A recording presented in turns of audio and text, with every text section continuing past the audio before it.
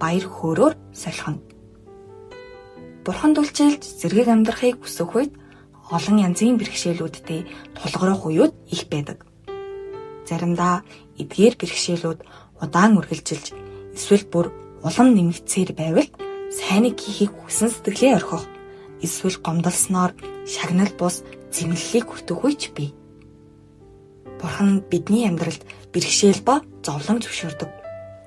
Ялангуяа өөрийн хувийн шунал, бардам сэтгэлдээ сүрэн байж сэргэг байдлаас салхихыг хүсэх үед бүр илүүтэйгээр сорилтуудтай нүр тулдаг.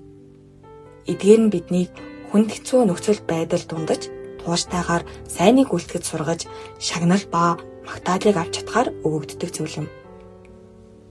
Уулууртай байж үнэнчээр үйлчлэхийг сонгосон бол бэрхшээл ба зовлон зайлшгүй тохиолдох учиртай билээ. Учир нь тэр бүхний цаана Бурханы үгүйг шагнал, агуу их нэгүслийг өгөх инэрэнгүй нууц оршиж байгаа хэрэг.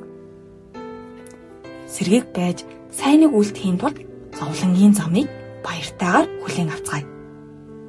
Учир нь бэрхшээл ба зовлонг даван туулах үед бид эзний өгөх баяр хөөргийг мэдэрч чадна. Хэцүү цаг үедээ эзэнд үйлчлэхийг хүсэж байгаа өөрийн төрхөөрөө дамжуулан өөрийн минь дотор буй эзэн чиглэсэн хайр жинхэнэ гэдгийг ухаардаг.